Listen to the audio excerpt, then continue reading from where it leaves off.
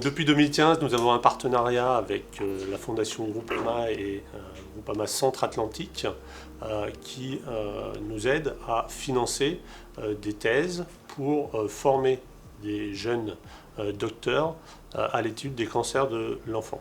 L'équipe que je dirige, qui s'appelle l'équipe MIRCAD, est une équipe qui est spécialisée dans l'étude des cancers de l'enfant. Nous étudions 3 types de cancers chez l'enfant. Cancer du foie qu'on appelle hépatoblastome, tumeur du rein qu'on appelle tumeur de Wilms, et également un type de tumeur cérébrale qu'on appelle les tumeurs du tronc cérébral, qui sont des tumeurs très agressives. Les objectifs de nos travaux de recherche, c'est dans un premier temps de travailler, d'étudier ces tumeurs. Alors ces tumeurs sont rares, donc elles sont peu étudiées et donc peu connues. Au niveau cellulaire, au niveau moléculaire. Or, toutes ces informations sont importantes pour pouvoir envisager le développement de nouveaux traitements, voire l'utilisation de médicaments déjà disponibles en clinique qu'on pourrait repositionner pour traiter les enfants qui sont atteints de cancer.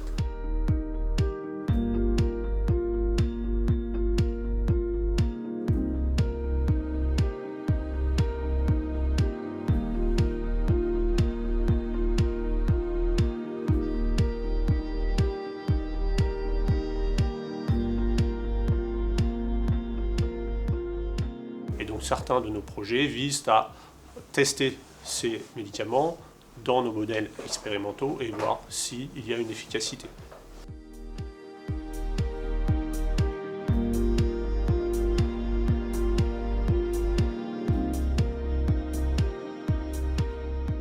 Je m'appelle Roubaix Fatma Zora, docteur en pharmacie et étudiante en dernière année de thèse. Mon projet consiste à étudier l'hépatoblastome, qui est le cancer du foie chez l'enfant. L'objectif de mon travail est de mieux comprendre cette pathologie afin de pouvoir identifier de nouveaux traitements qui seront plus efficaces et moins toxique que le traitement de référence qui est le cisplatine. Donc le cisplatine, c'est une molécule, c'est une chimiothérapie utilisée depuis une quarantaine d'années.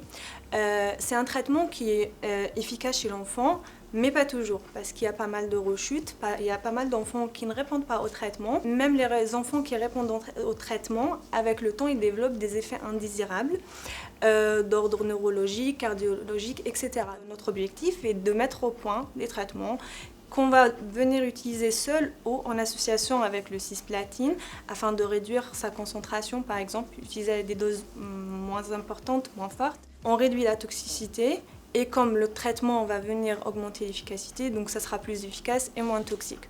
Donc on va traiter et on va aussi améliorer la qualité de vie derrière.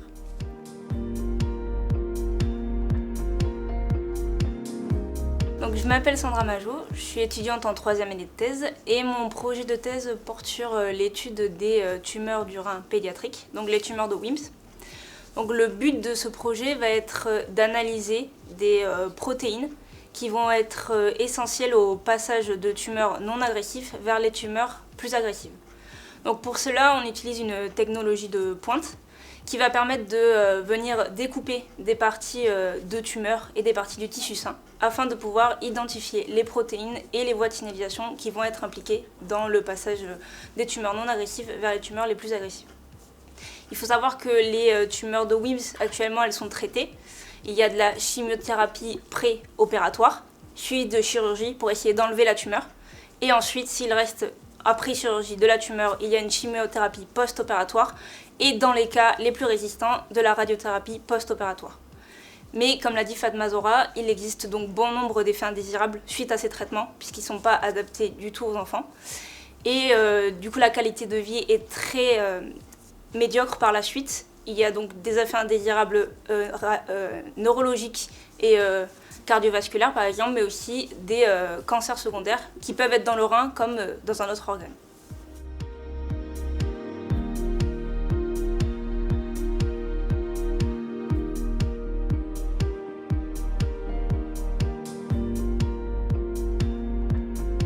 Je tiens particulièrement à remercier la Fondation Groupama et Groupama Centre Atlantique pour ce partenariat et leur soutien depuis 5 ans, qui nous permettent de former des doctorants à l'étude des cancers de l'enfant. Et grâce à ce travail, grâce à ce partenariat, nous avons bien sûr des résultats très intéressants qui permettent d'espérer qu'il y ait une évolution favorable pour traiter les enfants qui sont à l'hôpital.